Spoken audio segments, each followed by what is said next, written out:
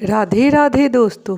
भगवत गीता के 10वें अध्याय से श्लोक 8 में बताया जा रहा है, मैं समस्त आध्यात्मिक तथा भौतिक जगतों का कारण हूँ।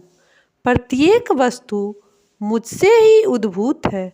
जो बुद्धिमान या भली भांति जानते हैं कि मेरी प्रेमा भक्ति में लगते हैं तथा हृदय से पूरी तरह मेरी पूजा में तत्पर होते हैं।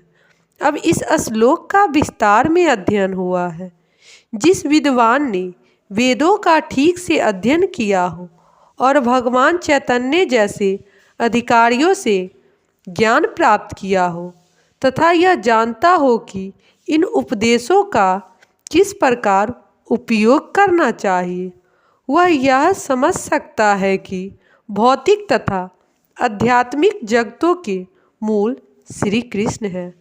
इस प्रकार के ज्ञान से वह भगवत भक्ति में स्थिर हो जाता है।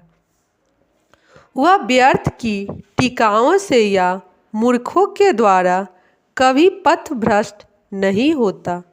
सारा वैदिक साहित्य स्वीकार करता है कि कृष्ण ही ब्रह्मा, शिव तथा अन्य समस्त देवताओं के स्रोत है। अर्थवेद में कहा गया है कि प्रारंभ में कृष्ण ने ब्रह्मा को वेदों का ज्ञान प्रदान किया और उन्होंने भूतकाल में वैदिक ज्ञान का प्रचार किया। पुनः नारायण उपनिषद में कहा गया है, अथ पुरुषो उपनिषद में नारायण ब्रह्मा जायते, नारायण प्रजापति प्रजायते, नारायण इंद्रो जायते, नारायष्टो वसंते जायते, नारायण देकास्ते रुद्रा। नारायण से ब्रह्मा उत्पन्न होते हैं, नारायण से प्रजापति उत्पन्न होते हैं, नारायण से इंद्र और 8 वस्तु उत्पन्न होते हैं और नारायण से ही 11 रुद्र तथा 12 आदित्य उत्पन्न होते हैं। यह नारायण कृष्ण के ही अंश है। वेद का ही कथन है, ब्राह्मणो देवकी पुत्र, देवकी पुत्र कृष्ण ही भगवान है। नारायण उपनिषद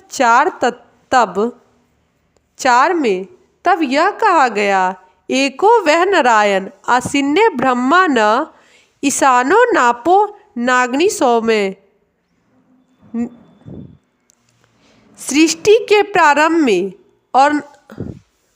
में केवल भगवान नारायण थे। न ब्रह्मा थे, न शिव थे, न अग्नि थी, न चंद्रमा थी, न नक्षत्र थे और न सूर्य।